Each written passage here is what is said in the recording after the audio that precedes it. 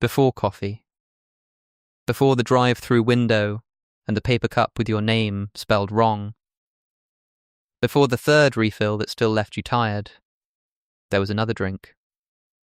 Dark, warm, brewed from a pod so old it grew in the gardens of kings before Rome was even a village.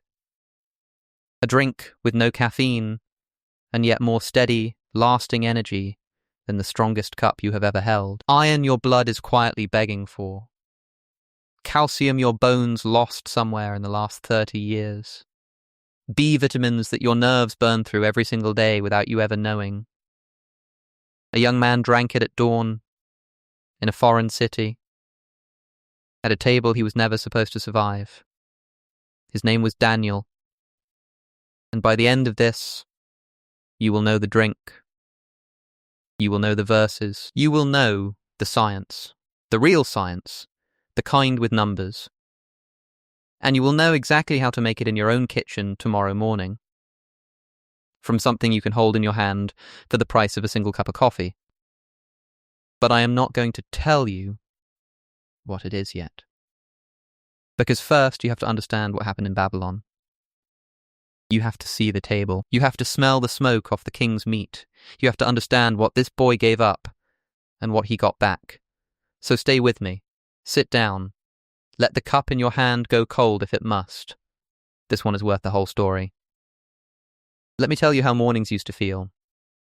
Not so long ago, 100 years, a blink in the eyes of God, no one in your grandmother's village woke up and reached for a machine.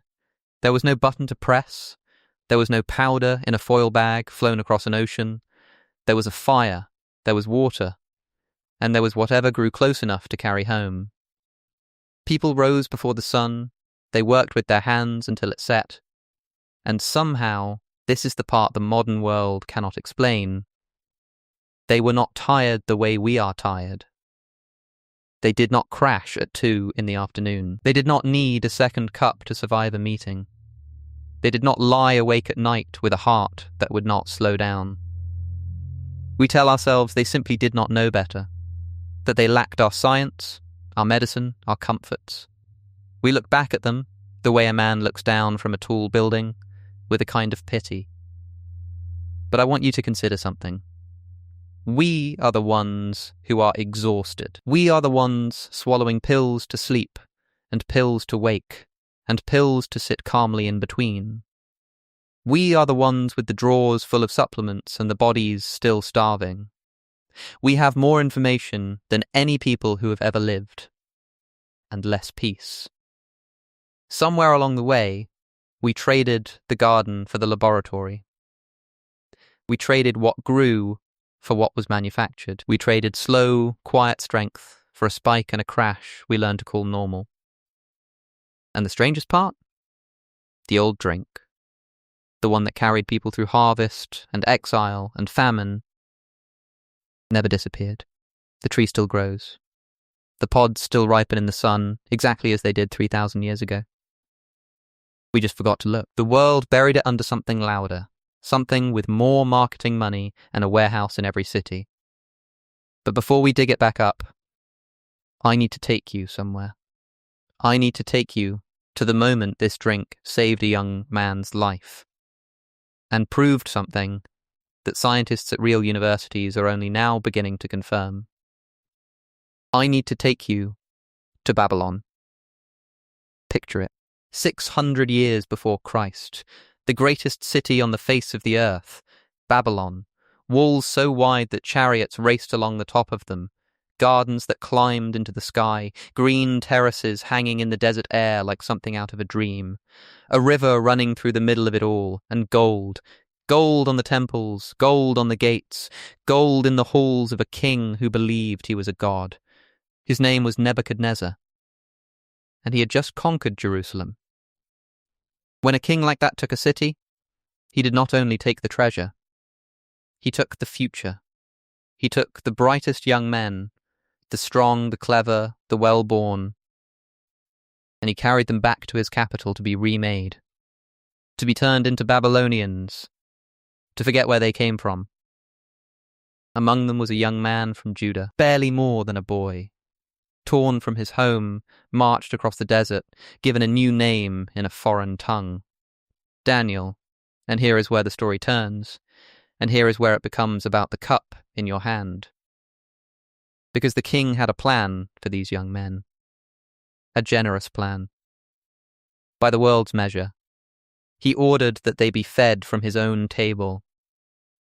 The finest food in the empire, rich meat, roasted and glistening. Delicacies most people would never taste in a lifetime. And wine, the king's own wine, poured without limit. 3 years of the richest diet in the ancient world, and then they would stand before the king himself. It was, in every way that mattered to Babylon, a gift. And Daniel said no. Stop and feel the weight of that.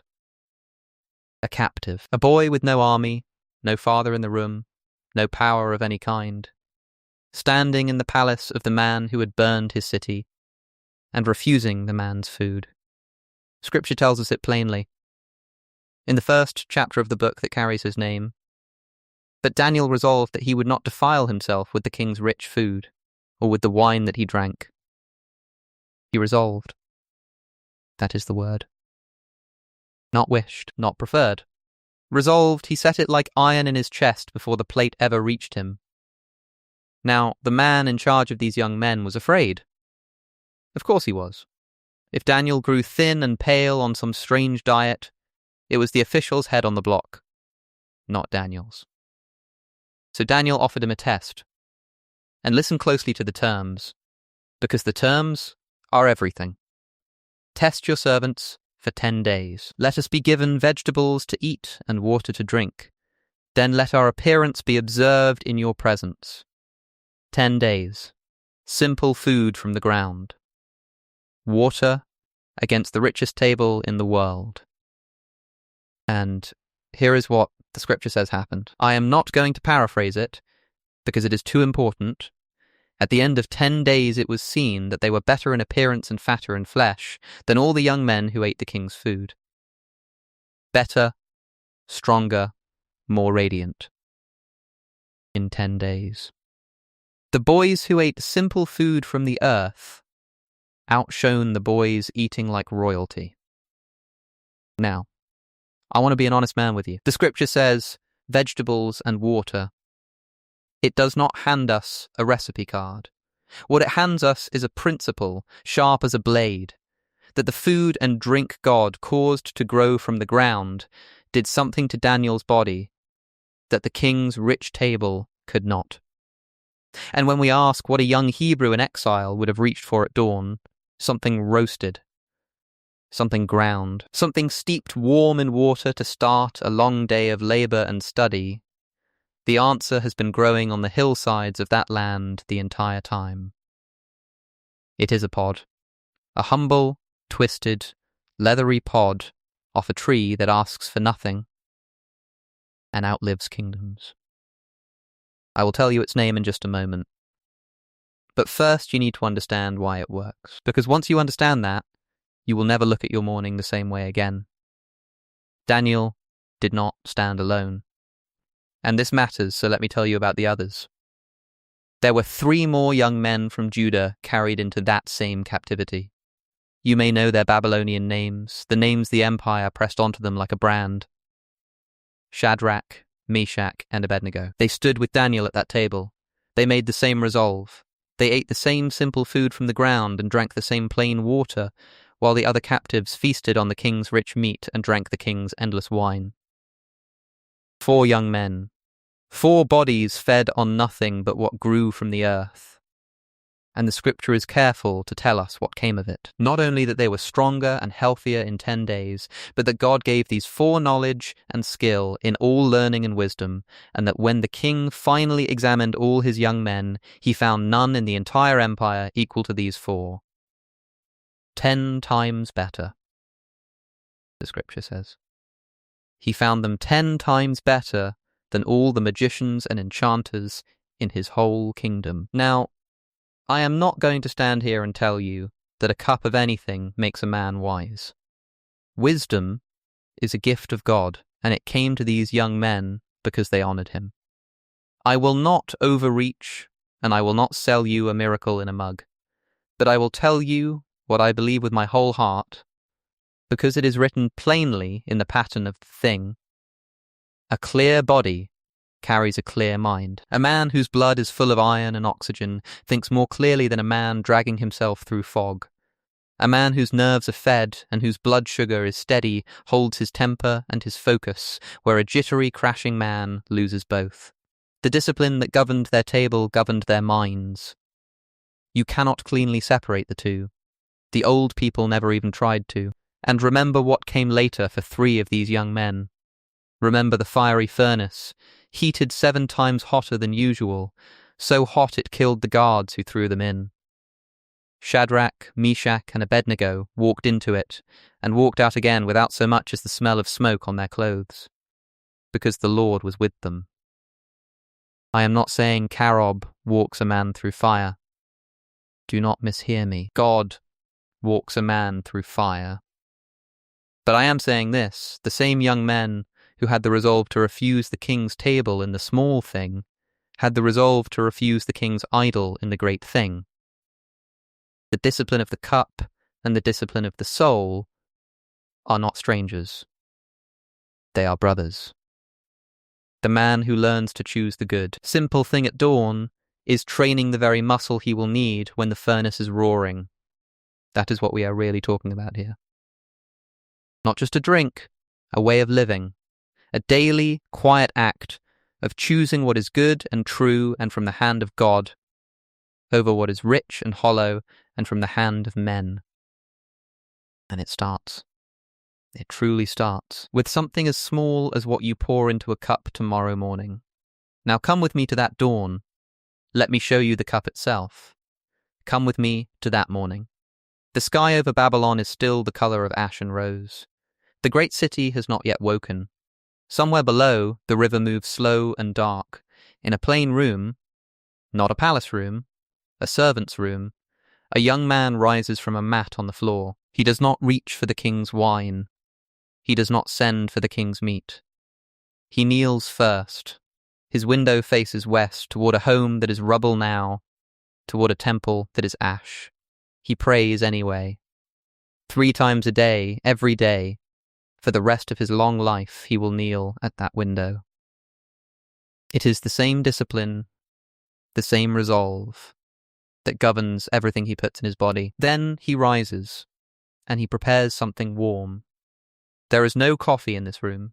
There will not be coffee anywhere in this part of the world for another 1,000 years and more. There is a small fire. There is water in a clay vessel.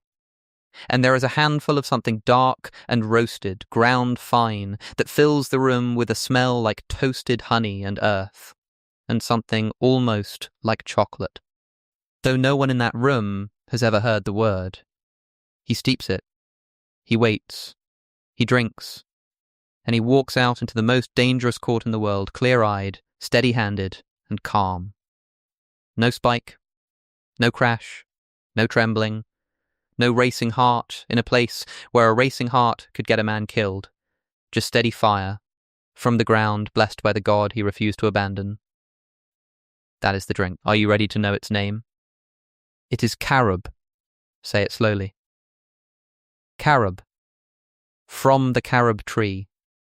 Ceratonia siliqua. A tree that has grown across the Holy Land, across the whole of the Mediterranean, for longer than recorded history. Its long, dark pods hang heavy in the late summer. Inside them is a natural sweetness that needs no sugar added, and a wall of minerals most people today are quietly starving for. You may have heard of it. In the last century, the world shoved it into the corner and called it a chocolate substitute, as if that were all it could ever be. A cheap stand-in. A disappointment for children who wanted the real thing. What an insult to a gift of God. Because carob is not the understudy. Carob was here first. Carob fed shepherds and prophets and armies when chocolate was still a wild bean no one in this part of the world had ever seen. There are those who believe the husks the prodigal son longed to eat in his hunger were carob pods. There are those who believe the locusts that fed John the Baptist in the wilderness were not insects at all, but the locust bean, the carob. hanging ripe on the desert trees. This is not a substitute for anything. This is the original.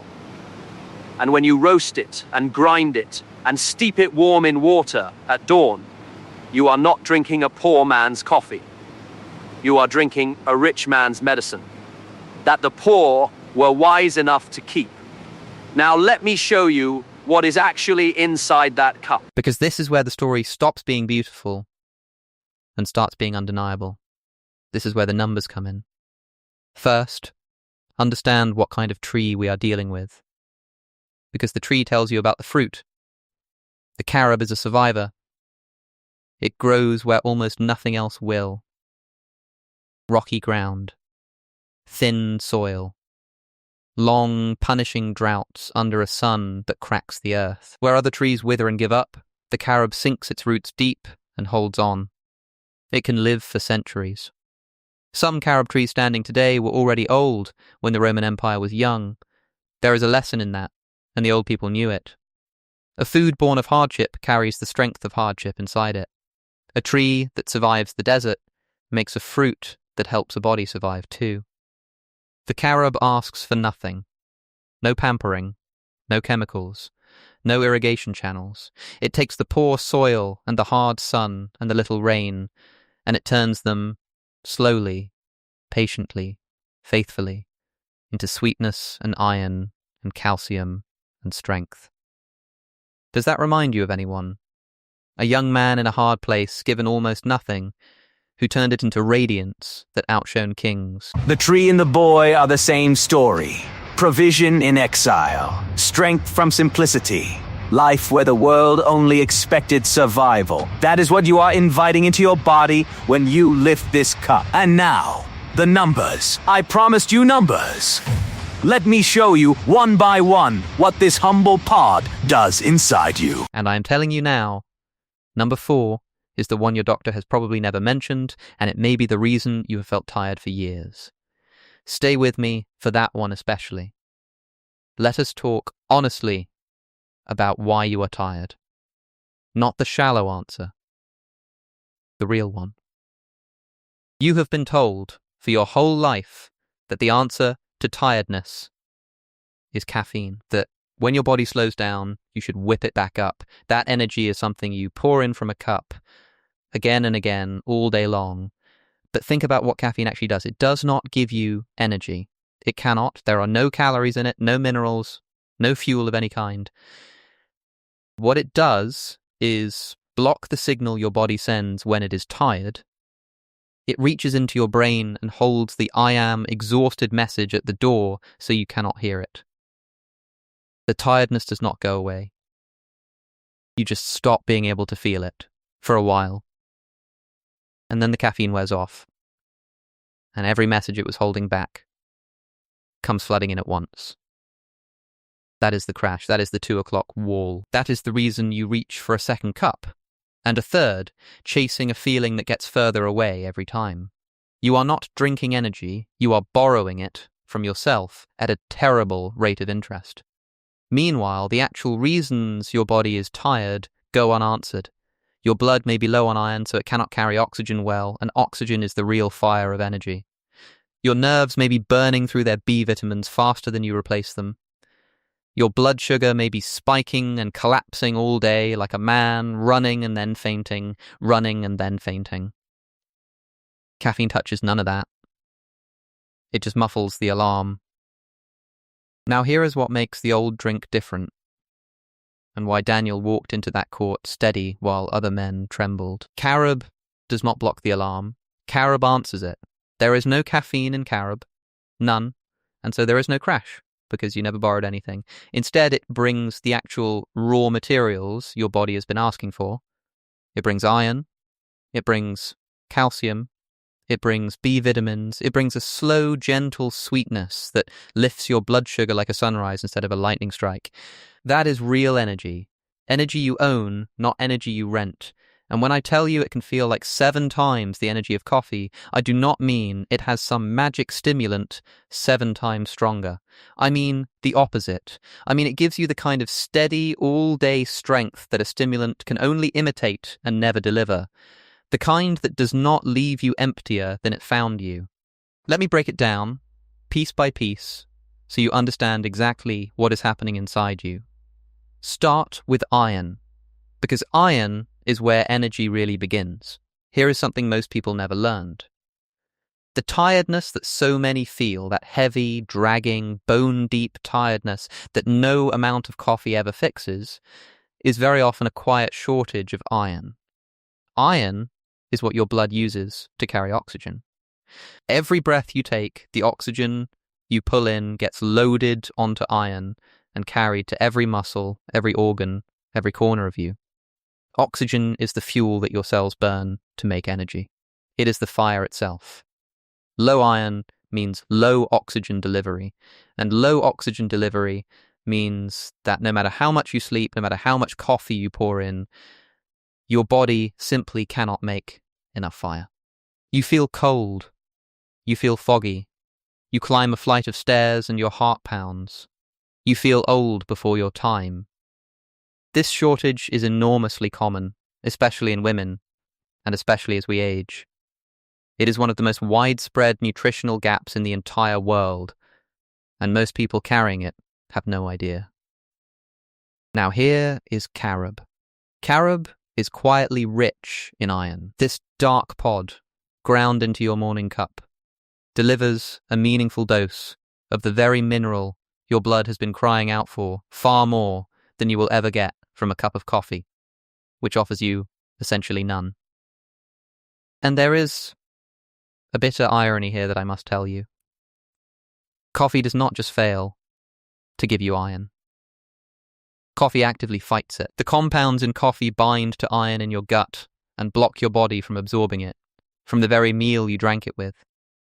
So the person who reaches for coffee to fight their tiredness may be deepening the exact shortage that is causing it. Do you see the trap? Do you see how backwards it is? The modern cup takes iron away.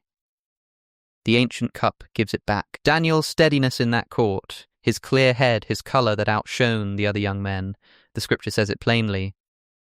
They were fatter in flesh, ruddy, healthy, alive.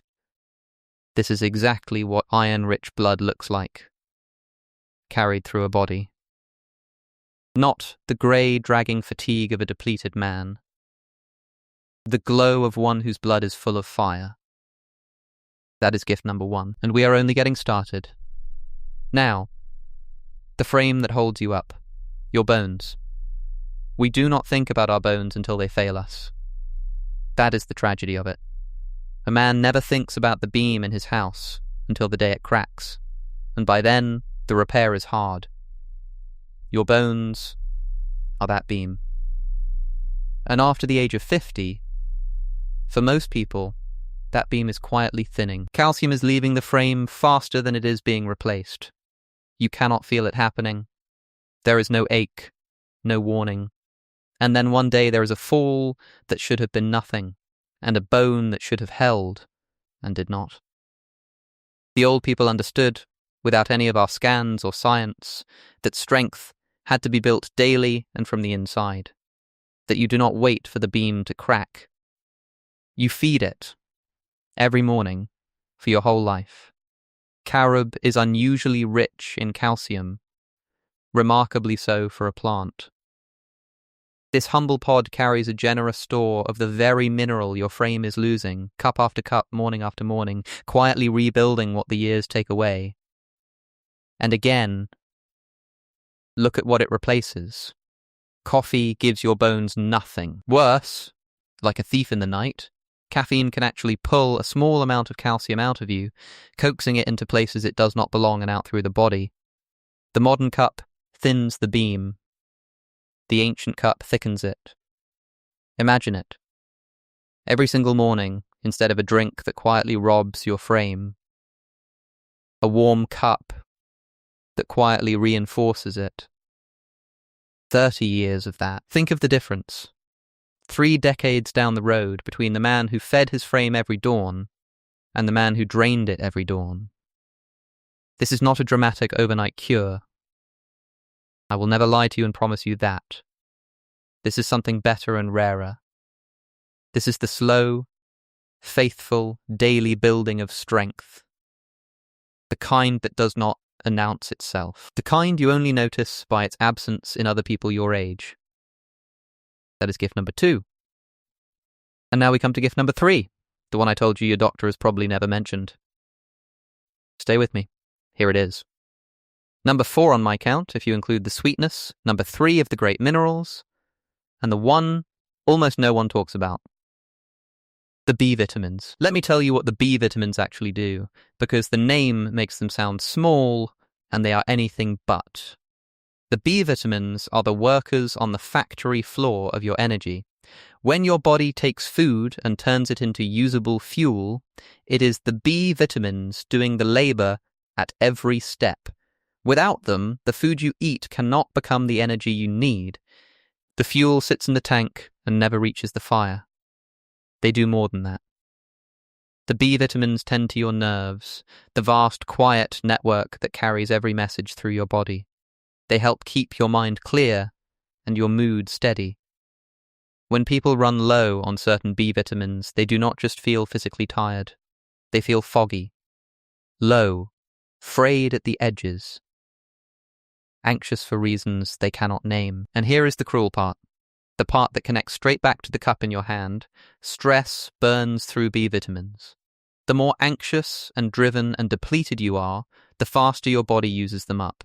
And what do we reach for when we are anxious and driven and depleted? A stimulant. Coffee, which winds the body tighter, which burns the B vitamins faster, which leaves you more frayed, which sends you back to the cup. Around and around. A wheel that grinds you down a little more each turn. Carob carries B vitamins. This dark, sweet pod brings the very workers your energy factory has been short-staffed without. The ones that turn your food into fire and keep your nerves calm while they do it. No caffeine to wind you tighter. Just the quiet materials your nervous system has been asking for. Delivered warm, at dawn, the way they were delivered to a young man who needed a very steady hand in a very dangerous room. Think again of Daniel. Not just strong, calm, not just healthy, clear, reading dreams, standing before kings, keeping his head where other men lost theirs. That is not a caffeinated man. A caffeinated man is jittery and brittle. That is a nourished man. A man whose nerves were fed. That is what a steady nervous system looks like. And it starts, more than we ever admit, with what we put in the cup. Now I want to talk about the sweetness. Because the way carob is sweet is a small miracle. And it is the key to that steady, all-day energy I keep promising you. When you eat most sweet things today, here is what happens inside you. The sugar hits your blood all at once, like a wave crashing over a wall. Your blood sugar shoots up. You feel a rush, bright, quick, good, and then your body, alarmed at the flood, scrambles to shove all that sugar out of your blood as fast as it can. It overcorrects, and your blood sugar comes crashing down, often lower than where it started. That crash is a specific feeling. Suddenly you are tired. Suddenly you are irritable. Suddenly you are hungry again, craving more sweetness, reaching for it, and the whole violent wave repeats. Up and down. Up and down. All day long. It is exhausting in the most literal sense. Your body is running and fainting, running and fainting. Now here is the sweetness of carob. Carob is naturally sweet, but it is a gentle, complex sweetness wrapped in fiber that your body takes in slowly. It does not crash over the wall. It rises like a sunrise. Slow, steady, warm, your blood sugar lifts gently and stays lifted, without the violent spike, and without the collapse that follows. Do you understand what that means for how a morning feels? It means energy that arrives quietly and stays. No jolt, no 2 o'clock wall, no trembling hands or racing heart, no desperate reach for the next fix. Just a steady, level warmth that carries you through the long hours, the way it carried shepherds through a day in the fields and a young man through a day in a hostile court. This is the heart of why I can say, honestly, that this drink gives you more real energy than coffee. Not a bigger spike, a steadier flame. Coffee gives you a firework, bright, loud, gone in a moment, and then darkness. Carob gives you a hearth, warm, steady, lasting, the kind you can sit beside all day. And there is more, because that gentle fiber does something else on its way through you. It feeds the good life inside your gut, and it sweeps you clean.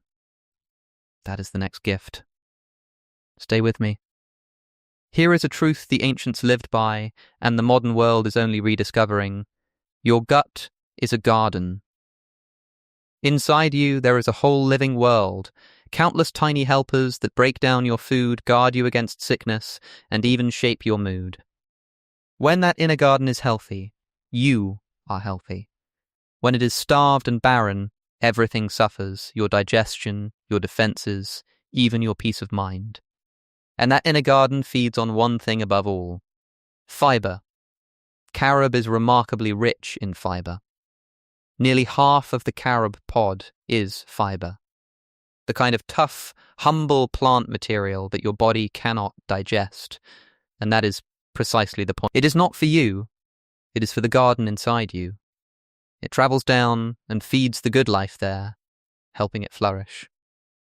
That same fiber does honest, unglamorous work along the way. It gives your digestion something to hold on to. It helps sweep you clean and keeps you regular, a plain thing to speak of, but ask anyone who has lost it how precious it is. In older traditions across that part of the world, carob was reached for exactly when the body was troubled and needed settling. It has a long, quiet reputation as a friend to the gut. Coffee, again, offers your inner garden nothing to eat. It is barren ground. For some people, it only irritates and rushes, churning the stomach on an empty morning. So look at what we have built now. 5 gifts in a single cup. Iron for the fire in your blood. Calcium for the frame that holds you. The B vitamins for your energy and your quiet nerves. A gentle sweetness for steady all-day strength with no crash. And fiber for the living garden inside you. 5 gifts. From one pod. Off one stubborn, faithful tree. For the price of a single cup of coffee. And I have not even mentioned the last thing. The thing that ties it all together. The reason this pod, dark as it is quietly one of the most protective foods a person can put in their body. Have you ever wondered why some foods are so deeply, richly coloured? The deep red of a pomegranate. The dark purple of a grape. The near black of a roasted carob pod. That colour is not decoration. That colour is armour. The deep colours in plants are, very often, the sign of compounds that protect. Scientists call them antioxidants and polyphenols, long words for a simple idea. Every day, simply by living, by breathing, by being alive under the sun, your body takes a kind of slow wear and tear at the level too small to see. Like rust on iron, like weather on a stone wall. Over years and decades, that wear is a great part of what we call aging and what opens the door to so much sickness. These protective compounds are the shield against that wear. They stand between your cells and the slow rust of time. Carob is dense with them. That dark, roasted richness is a wall of polyphenols. The same kind of protective compounds prized in things like green tea and dark berries, carried here in a humble pod that grew in the poor soil of a hard land. This is the deep reason the old people who ate simply from the ground so often lived long and stayed strong. They were not merely avoiding the harms of rich food like Daniel at the king's table. They were actively taking in the armour, the protective richness that God folded into the plants of the field. He causeth the grass to grow for the cattle, and herb for the service of man. The psalm says it. Herb for the service of man. Not by accident, not by chance. Folded in on purpose, by a hand that knew exactly what your body would need 3,000 years later, sitting tired in a kitchen, holding the wrong cup. There is one more gift, and in some ways it is the one I treasure most, because it is the one the modern world has stolen most completely. Peace. Let me ask you something plainly. When was the last time your heart felt truly quiet? Not numb, not distracted. Quiet, steady, at rest. For so many people, the answer is they cannot remember. And a great deal of that has to do, once again, with the cup. Think about what caffeine does beyond the tiredness it masks. It is a stimulant. Its entire purpose is to speed things up, your thoughts, your pulse, your nerves. It is, quite literally, a chemical that puts your body on alert, as if danger were near. A little of that, now and then, a body can handle. But cup after cup, day after day, year after year, you are asking your heart and your nerves to live in a low, constant state of alarm from the moment you wake. And then we wonder why we cannot sleep. We drink a stimulant at breakfast and often again at noon, and its effects can linger in the body for many hours, so that even at night, when we finally lie down, some part of us is still braced, still humming, still half expecting a danger that never comes. We lie awake. We wake at 3 a.m. with a racing mind, and in the exhaustion of the next day, we reach again for the very thing that stole the rest. It is the cruelest wheel of all, because a person who does not sleep cannot heal. Sleep is when the body repairs itself, when the mind sorts and settles, when the whole frame is restored. Rob a person of sleep and you rob them of everything. Slowly, now hold the carob cup up against all of that. There is no caffeine in it. None. So it does not put your heart on alarm. It does not speed your nerves. It does not linger in your body at midnight, keeping you braced against nothing. You can drink it at dawn, and you can drink it at dusk, and it will not cost you a single hour of sleep. In fact, warm and gently sweet as it is, a cup of it in the evening is a comfort, the kind of small, warm ritual that tells your whole body the day is done and it is safe to rest, and remember the B vitamins and the steady blood sugar. Both of those feed directly into a calmer mind and steadier moods, a body that is not spiking and crashing, a nervous system that has the raw materials it needs, that is a body far better equipped to be at peace. Do you see the whole picture now? The modern cup winds you up, wears you down, and steals your sleep, and calls it energy. The ancient cup feeds you, steadies you, and lets you rest, and asks for nothing back. Scripture says, "He giveth his beloved sleep." It is a gift. And we have been trading it away, every morning, one cup at a time, without ever knowing that is what we were doing. Daniel slept. In a foreign land, in a hostile court, under the shadow of kings who could kill him with a word. That young man slept and rose and knelt at his window in peace. That is not the picture of a man running on stimulants and dread. That is the picture of a man whose body and soul were both, in their own way, fed. That peace is the seventh gift, and it may be the one you did not even know you were allowed to want. Now, I am a plain man, and I know how this can sound. An old fellow telling you a pod off a desert tree is better than the drink half the world runs on. I would forgive you for a little doubt. So let me tell you where the modern world stands on this, honestly, without dressing it up. Researchers today, in real universities, have been studying this pod. They study it for its fiber and what that fiber does for cholesterol and for the gut. They study its polyphenols and their protective power. They study a special kind of fiber in it that has for generations been used to settle troubled stomachs, so trusted that it was given even to the very young and the very frail. This is not fringe. This is not folklore. It is a food being confirmed, piece by piece, in the careful language of science. And here's the thing I want you to hold on to. Every year, the laboratory catches up a little more to the garden. Every year, some new study announces, with great excitement, that a simple food our great-grandparents ate without a second thought turns out to be good for us in ways we are only now measuring. The scientists are not wrong, bless them for their work. But they are late. The wisdom was written down long ago, and lived out longer still, by people who trusted what grew from the ground, because they trusted the one who made it grow.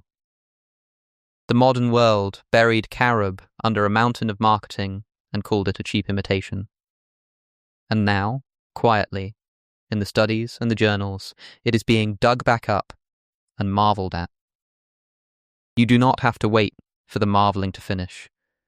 You can simply do what Daniel did. You can choose the simple thing from the ground over the rich thing from the king's table, and you can start tomorrow morning.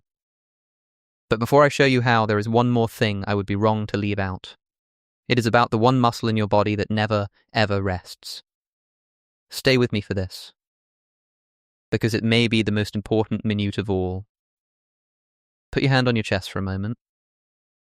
Feel that? That is the one muscle in you that has never taken a single rest, not for one heartbeat, since before you were born. It beat while you slept last night. It beat through every worry and every joy of your whole life. It will beat, God willing, for many years yet. And of all the parts of you, it is the one we treat the most carelessly, and the one that most quietly decides how long and how well we live. So let me tell you how this humble cup tends to it. Remember the fibre, that nearly half the pod of tough, humble plant material we talked about, the kind that feeds the garden inside you. That same fibre does something remarkable on its journey through you that is worth its own moment.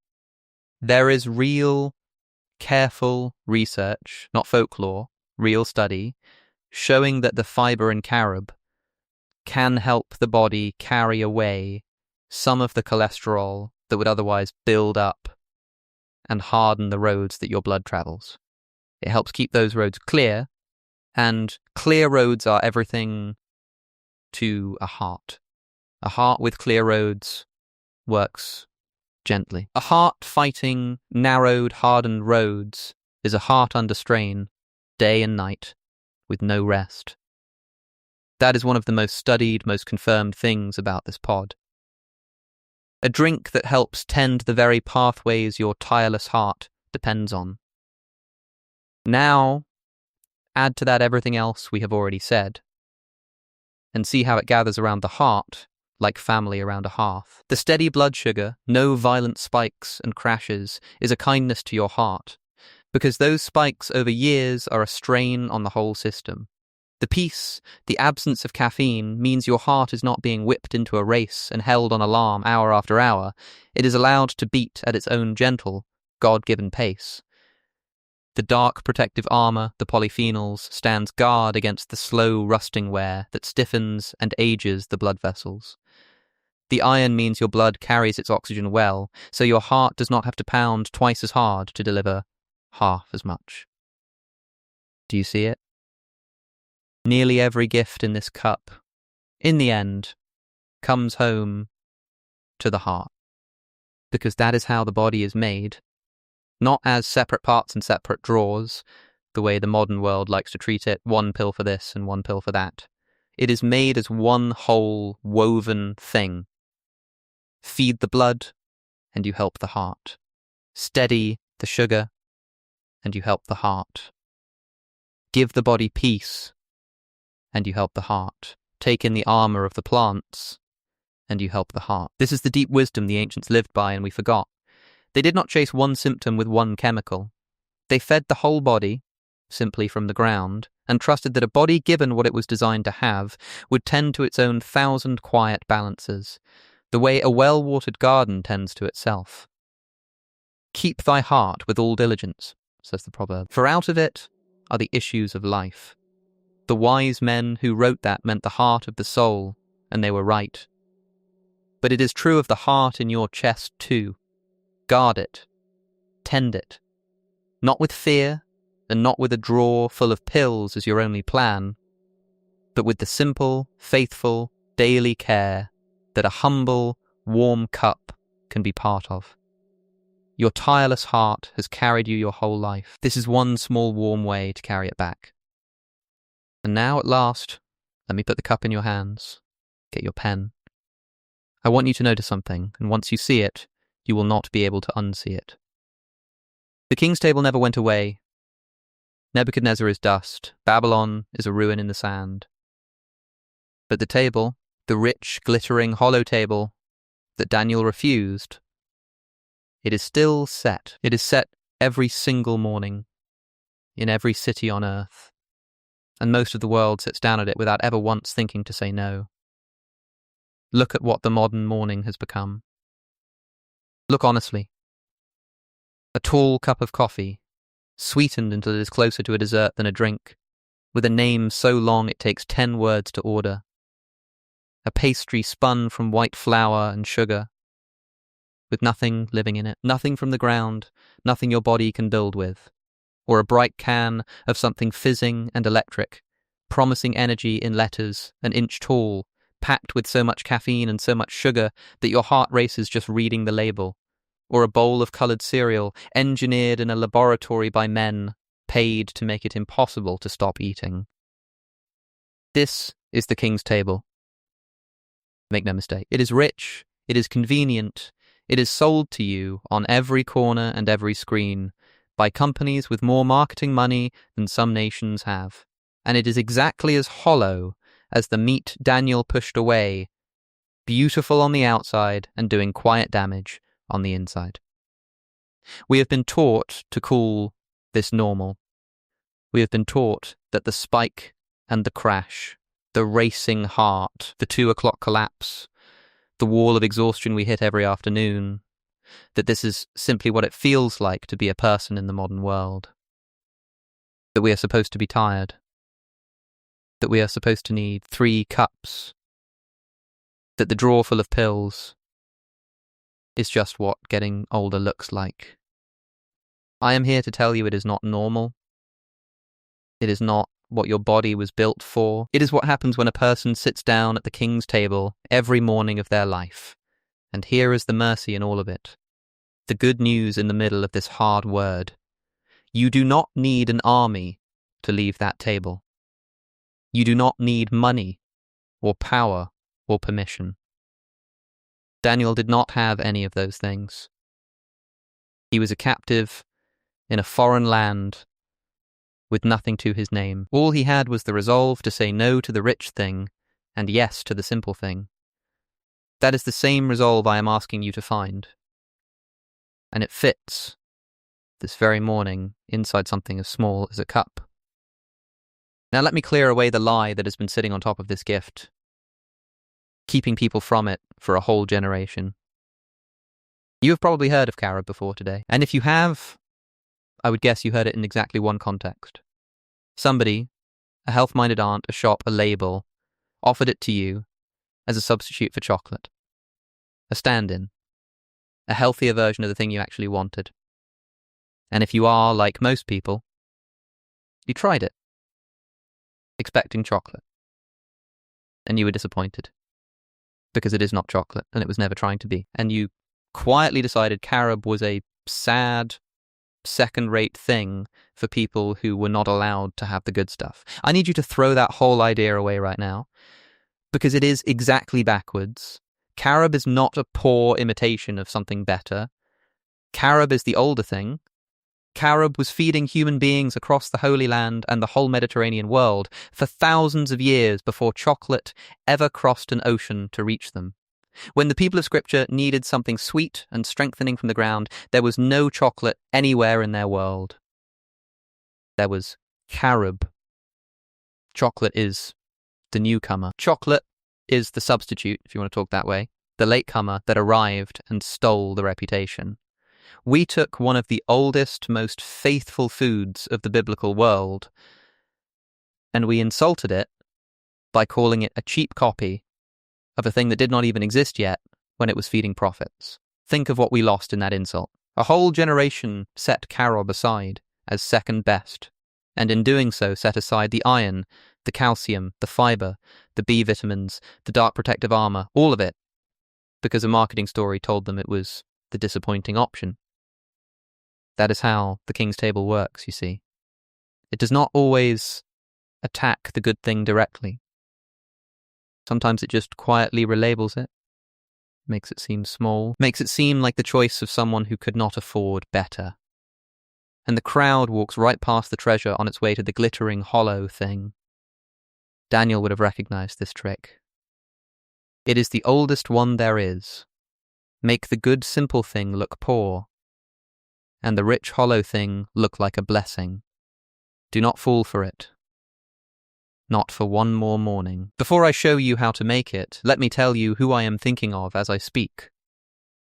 Because maybe you are one of them.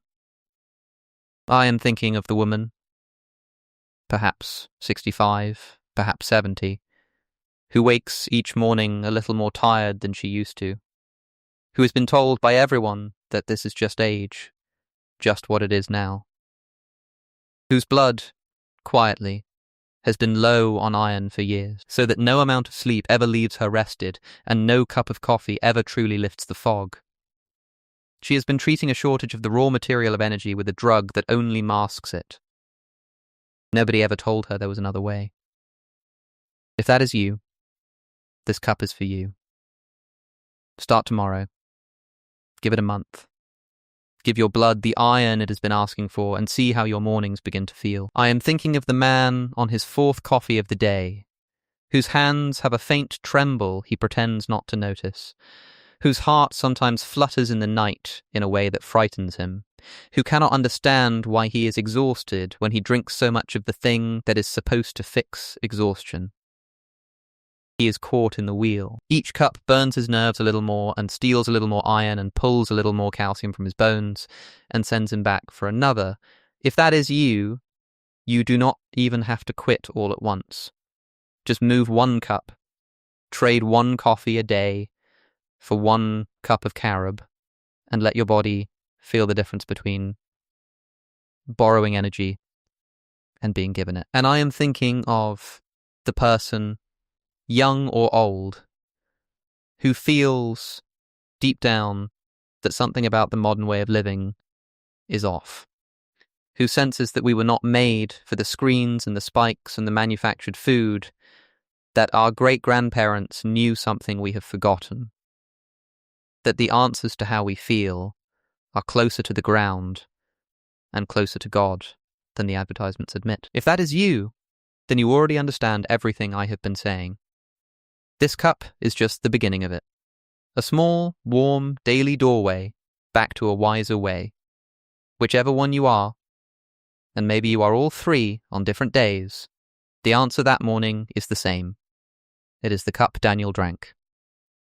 And now, at last, let me show you exactly how to make it. Here is the beautiful thing. After all this, the empires, the science, the 6 gifts, the making of it is simple enough for a child. That is how you know it is a true and honest food. The best gifts of God are almost always simple. You will need only carob. Roasted carob powder, most likely if you are just beginning.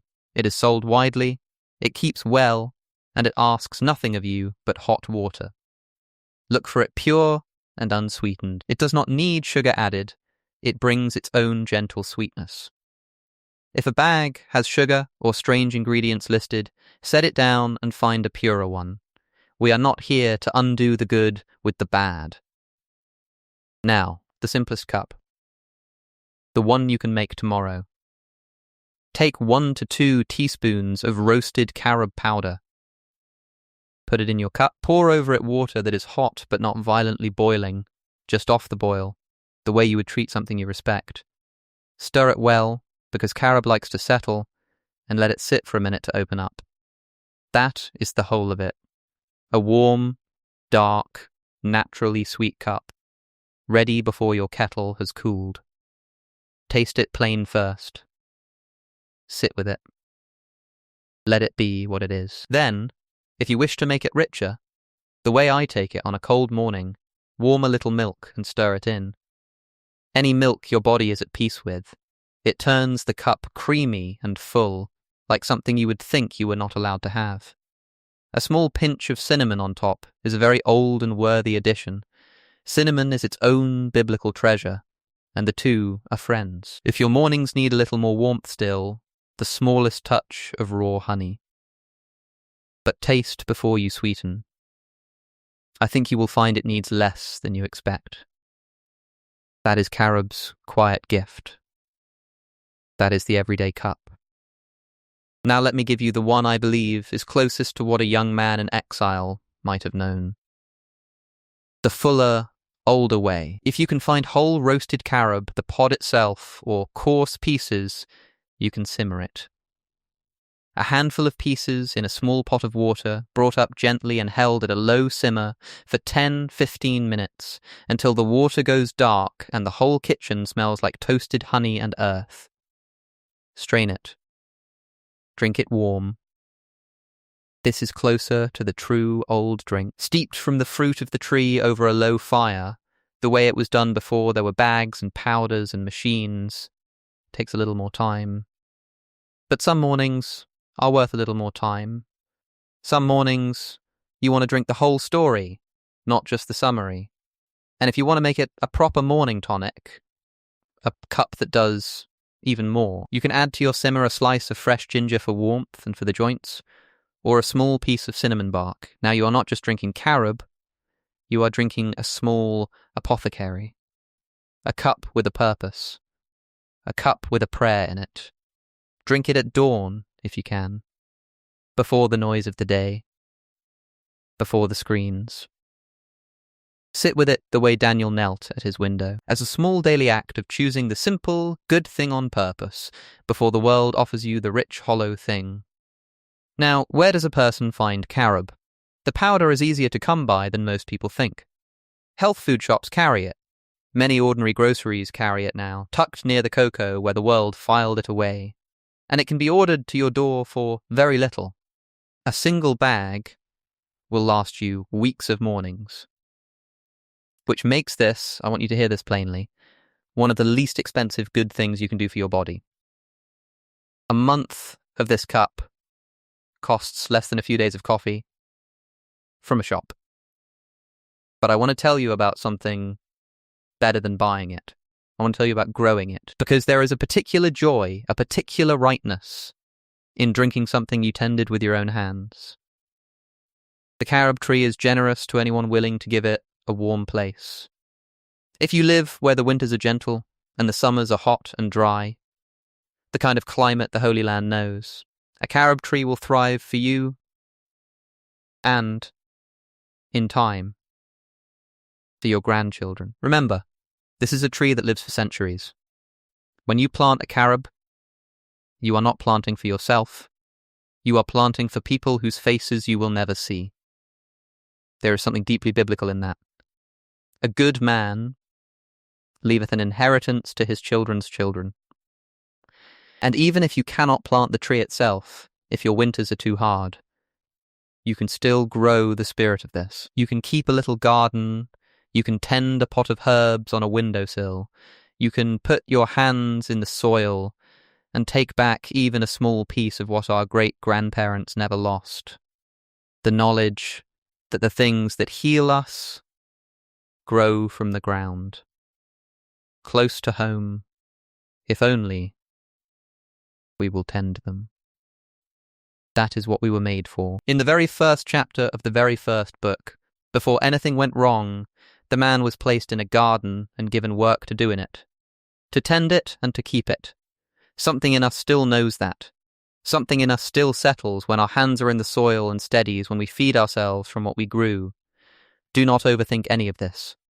If all you do tomorrow is stir a spoon of carob into a cup of hot water, you have already begun. You have already chosen the garden over the laboratory, the simple over the rich, Daniel's table over the king's. And that first small cup is how every long good habit in the history of the world has ever started. With one morning. With one choice. With one. Now let me be a careful teacher. and warn you about the ways people accidentally rob this gift of its power.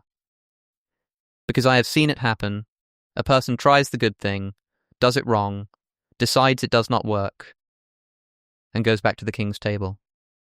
I do not want that for you. So hear these plainly. The first mistake is drowning it in sugar. Some people, expecting the sweetness of a chocolate drink, taste plain carob, find it gentler than they hoped, and dump spoonful after spoonful of sugar into it until it is a dessert. And in doing so, they undo the very thing they came for. They take a drink that steadies the blood sugar like a sunrise, and they turn it into the same crashing spike as everything else on the king's table. Do not do this. Taste it plain. Let your tongue adjust, and it will, faster than you think, because our tongues have been shouted at by artificial sweetness for so long that they have forgotten what gentle tastes like. Give it a week. If you must sweeten, use the smallest touch of raw honey or a date, and less each morning. The goal is to learn to love the true taste of the thing, not to bury it. The second mistake is buying the wrong carob. There are products on the shelf that call themselves carob, but come loaded with added sugar, milk powders, and things you cannot pronounce. The king's table dressed up in a health food costume. Read the label. Pure roasted carob powder should have one ingredient, carob. If the bag lists a paragraph of additions, set it down. We did not come this far to smuggle the enemy back in through the pantry. The third mistake is impatience. This is the big one. This is the one that sends most people back to the old ways. Understand what this drink is and what it is not. It is not a stimulant. It will not slap you awake in 10 minutes the way caffeine does. If you drink it expecting that jolt, you will feel cheated because you are looking for the wrong thing entirely. This is not a firework. This is a hearth. Its gift is not the sudden jolt.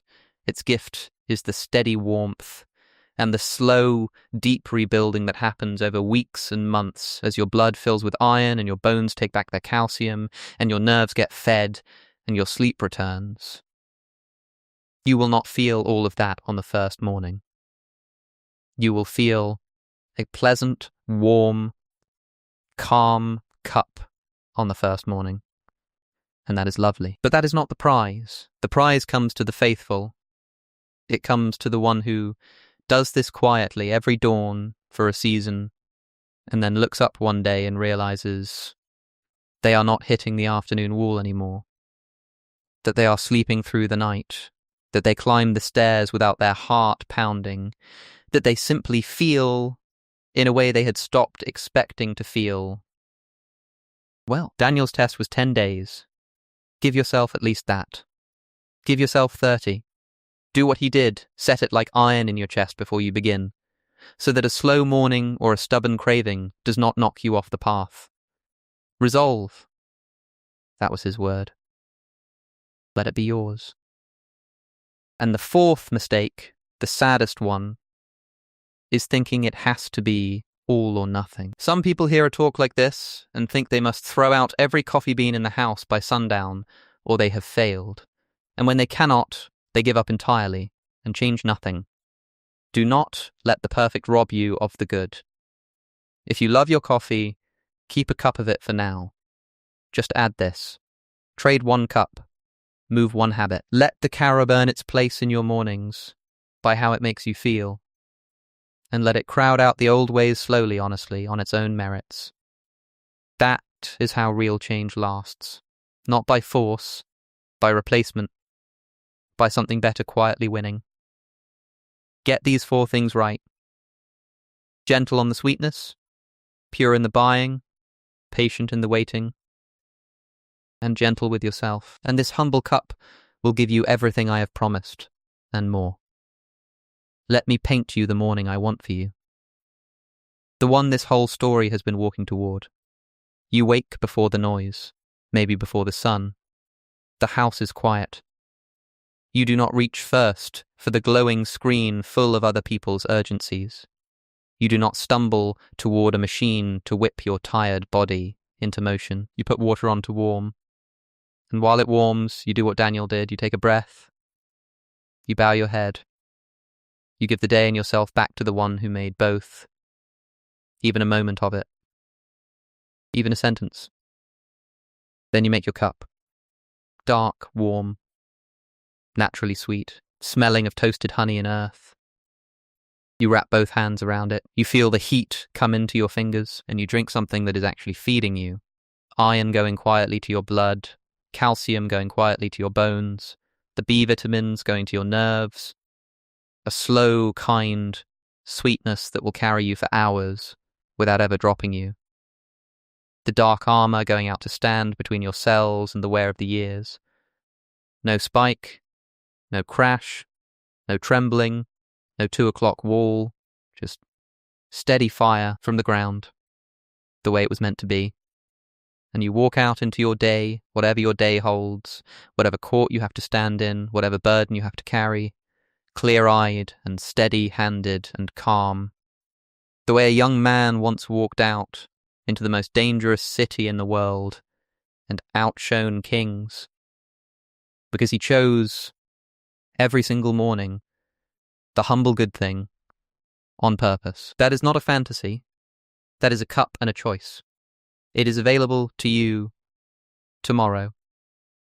The tree is still standing. The pods are still ripening in the sun, exactly as they did 3,000 years ago. The garden is still open. The water is still warm. The only question left is whether you will reach for the cup.